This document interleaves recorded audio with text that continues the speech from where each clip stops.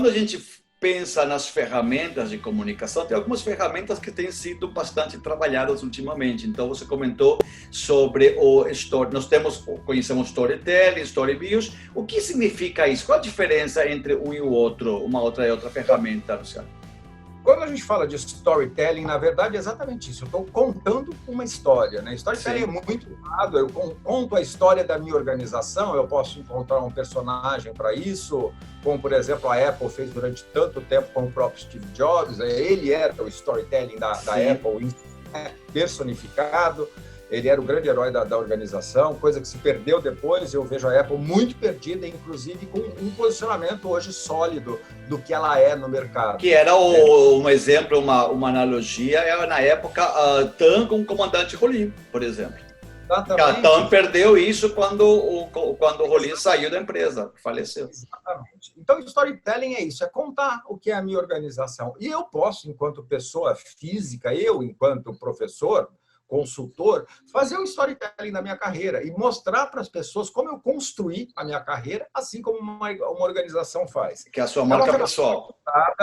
Ela é fundamental, e aí eu posso estender o storytelling para ações de comunicação em que, sim, eu trabalho sempre dentro de alguns arquétipos e sempre dentro de alguns roteiros aí, em que eu posiciono o meu produto, né? É coisa para a gente estudar um pouco, mas não dá para a gente falar tão rapidamente, mas o assunto é apaixonante. Agora, sobre a sua pergunta, o que tem acontecido já há alguns anos, e a gente, de novo, né? Foi muito feliz o seu convite para falar a respeito dessa transformação em função da pandemia.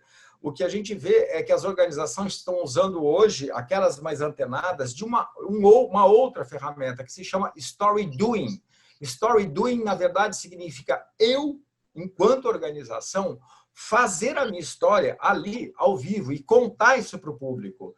Então, é isso, por exemplo, que o Magazine Luiza faz quando ele doa parte da arrecadação dele, do lucro das vendas dele para alguma ação, quando a Ambev anuncia que vai participar da construção de um hospital, quando uma lavanderia aqui da onde eu moro, por exemplo, de bairro, coloca no Instagram dizendo, olha, hoje é sábado e eu vou lavar de graça os uniformes e roupas de todos os profissionais de saúde, independentemente do tipo que são. De médicos... Então tem uma ação social, nesse construto tem uma ação social. Talvez, são duas coisas paralelas. A gente tem uma coisa que se chama marketing de causas. Uhum. O marketing de causas é um marketing que ele trabalha em cima, né, de uma ação que reverta algum benefício para a sociedade, além da venda do produto e além da informação.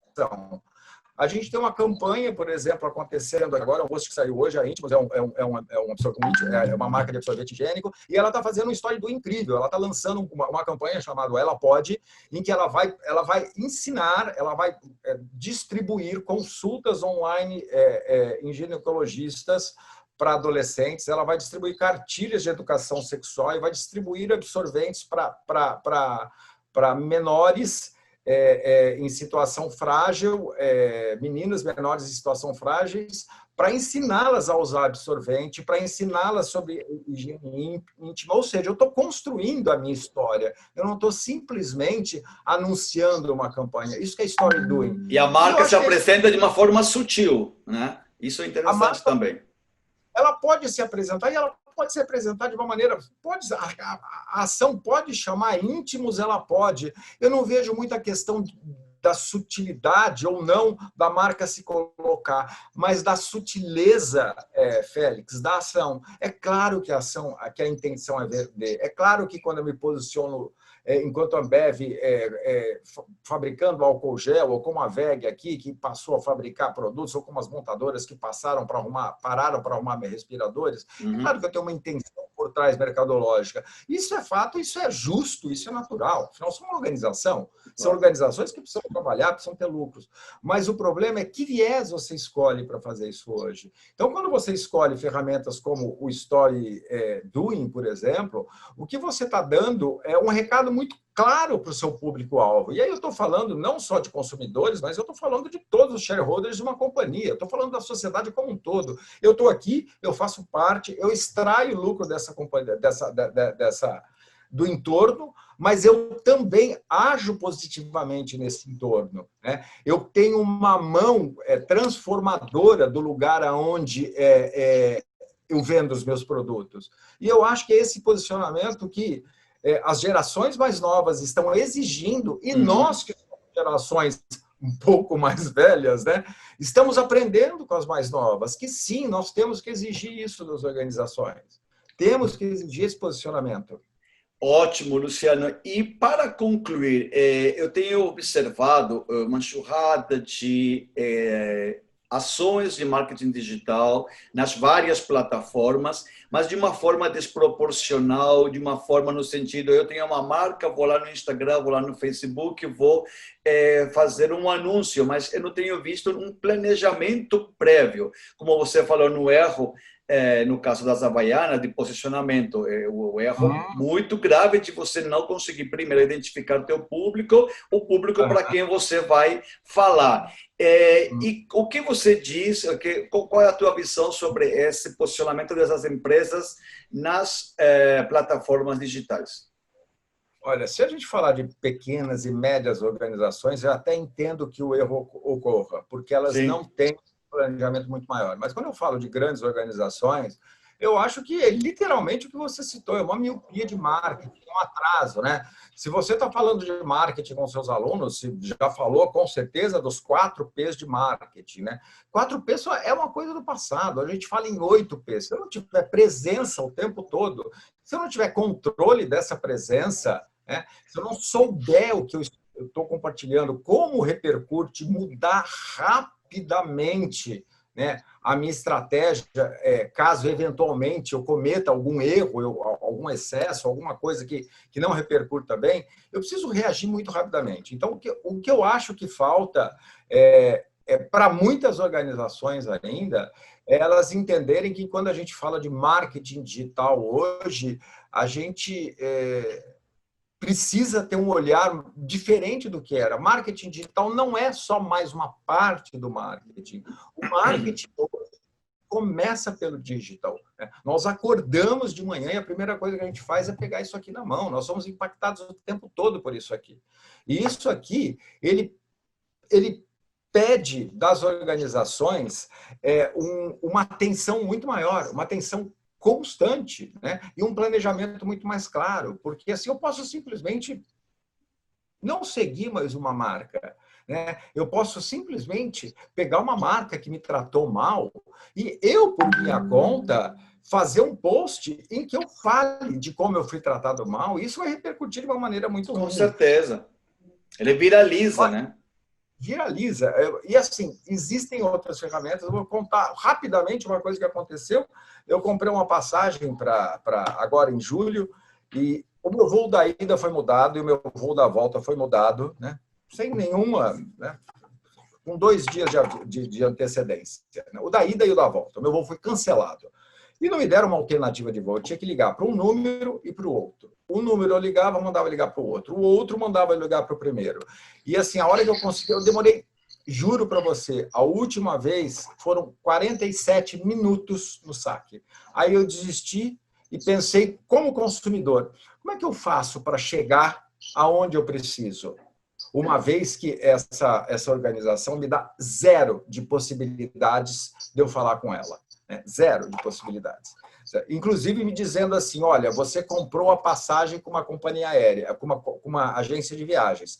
Você tem que falar com a sua agência de viagem. Não comprei. A agência de viagem agenciou uma compra feita na companhia. Eu tenho aqui a nota fiscal e o PDF da companhia. Bom, para resumir, o que eu fiz foi entrar no LinkedIn, procurar quem eram os grandes executivos daquela companhia e publicar, né?